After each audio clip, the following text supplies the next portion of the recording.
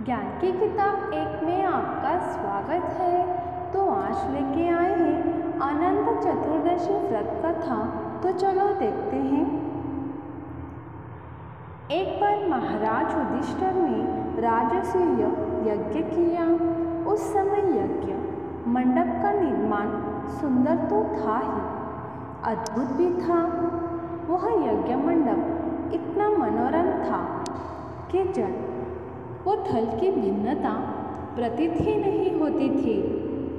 जल में स्थल तथा स्थल में जल की भांति प्रतीत होती थी। बहुत सावधानी करने पर भी बहुत से व्यक्ति उस अद्भुत मंडप में धोखा खा चुके थे।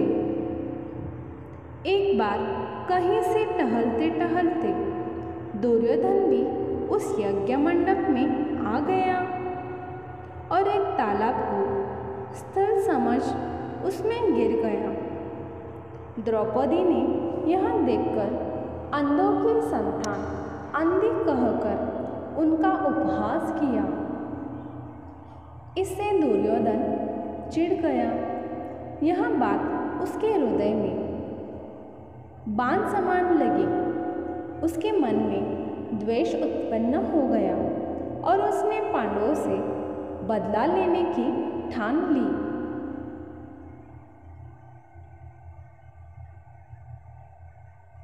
उसके मस्तिष्क में उस अपमान का बदला लेने के लिए विचार उपजने लगे। उसने बदला लेने के लिए पांडवों को युद्ध क्रीड़ा में हराकर उस अपमान का बदला लेने की सोची। उसने पांडवों को जुए में पराजित कर दिया।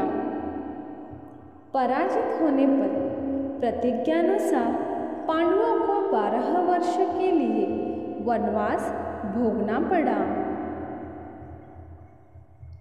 वन में रहते हुए पांडव अनेक कष्ट सहते रहे। एक दिन भगवान कृष्ण जब मिलने आए तब युधिष्ठिर ने उनसे अपना दुख कहा और दुख दूर करने का उपाय पूछा। तब श्री कृष्ण ने कहा, हे युधिष्ठिर, तुम विधि पूर्वक अनंत भगवान का व्रत करो। इससे तुम्हारा सारा संकट दूर हो जाएगा और तुम्हारा खोया राज्य पुनः प्राप्त हो जाएगा। इस संदर्भ में श्री कृष्ण ने उन्हें एक कथा सुनाई। प्राचीन काल में सुमंत नाम का एक नेक तपस्वी ब्राह्मण था। उसकी पत्नी का नाम दीक्षा था। उसकी एक परम सुंदरी, धर्मपरायण तथा ज्योतिर्मयी कन्या थी जिसका नाम सुशीला था।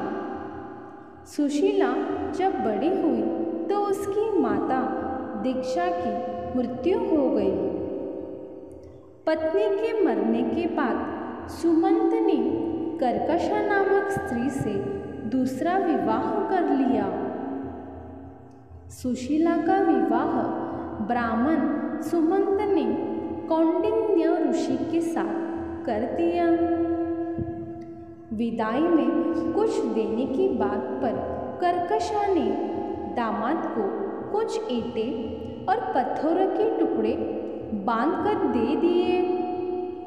कौंडिन्य ऋषि दुखी हो अपनी पत्नी को लेकर अपने आश्रम की ओर चल दिए, परंतु रास्ते में ही रात हो गई। वे नदी तट पर संध्या करने लगे।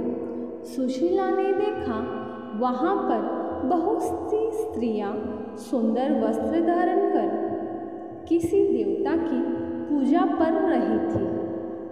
सुशीला के पूछने पर उन्होंने विधिपूर्वक अनंत व्रत का महत्व बताया। सुशीला ने वहीं उस व्रत का अनुष्ठान किया और 14 गांठों वाला डोरा हाथ में बांधकर ऋषि कौंडिन्य के पास आ गए। कौंडिन्य ने सुशीला से डोरे के बारे में पूछा तो उसने सारी बात बता दी। उन्होंने डोरे को तोड़कर अग्नि में डाल दिया।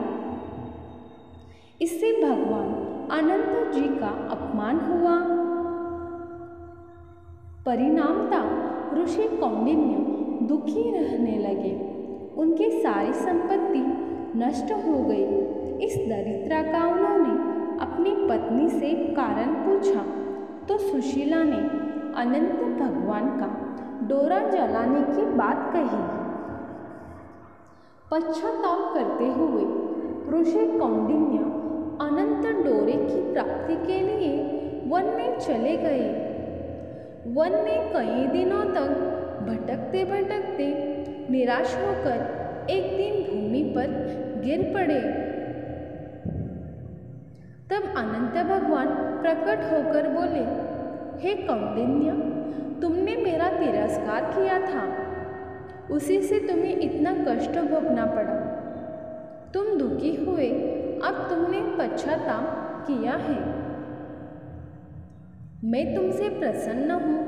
अब तुम घर जाकर विधिपूर्वक अनंत व्रत करो।